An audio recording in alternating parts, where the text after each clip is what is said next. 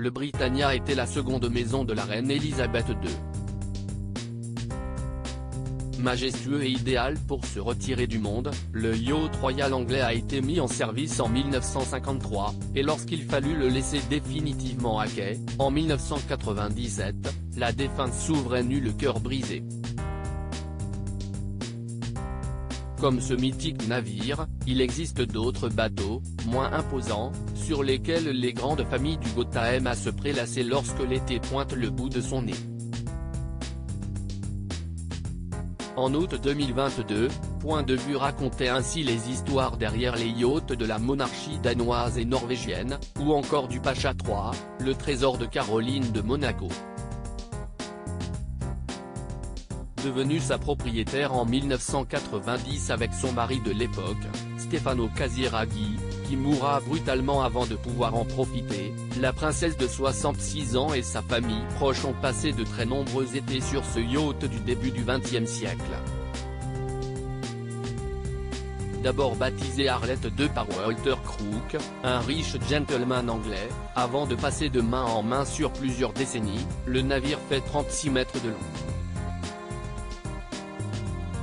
En piètre état lorsque Caroline de Monaco en fait l'acquisition, le bateau est entièrement restauré avec une seule consigne, respecter la décoration d'origine, faite de teck, d'acajou verni, ou encore de bronze.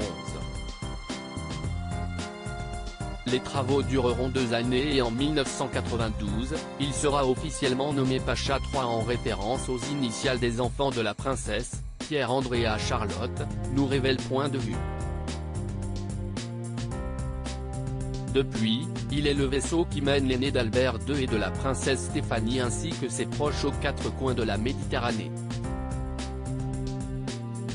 Supérieur à Prince Harry, Caroline de Monaco, Sarah Ferguson, les têtes couronnées à la plaque et les Pacha III, de la Royal Navy à Monaco. L'histoire du Pacha III est loin d'être anodine. Un an après le début de la Seconde Guerre mondiale, le yacht est réquisitionné par la Royal Navy et basé à Falmouth où il est affecté à l'examination service, nous rapporte le site Yacht Class. Sa mission est d'assurer la surveillance du port militaire. Il ne fera ainsi pas partie des 92 navires de plaisance mobilisés pour l'évacuation de la poche de Dunkerque, en juin 1940. À la sortie du conflit, le bateau est rebaptisé Priamar et redevient un yacht classique, dédié au plaisir et à la navigation estivale. En 1967, il revient au peintre français Bernard Buffet, qui l'accoste à Saint-Tropez. Avant de devenir propriétaire du Pacha III, la famille princière de Monaco cajolera le Deo Juvente, le Costa del Sol puis un yacht appelé Albert Caro, pour Albert et Caroline.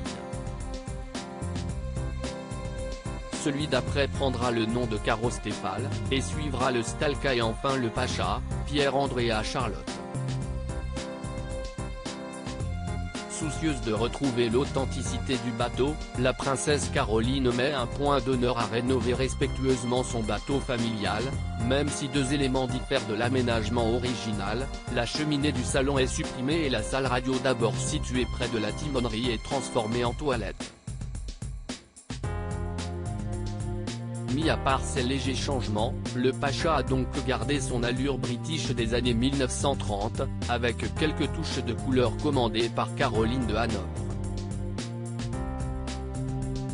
La princesse Caroline et ses enfants, de vrais marins à l'intérieur, on trouve ainsi une moquette à rayures, des fauteuils carrés jaune paille, des canapés aux larges bandes bleues et blanches, 4 fauteuils demi-lune verte amande autour d'une petite table ronde en acajou, et de nombreux coussins en coton.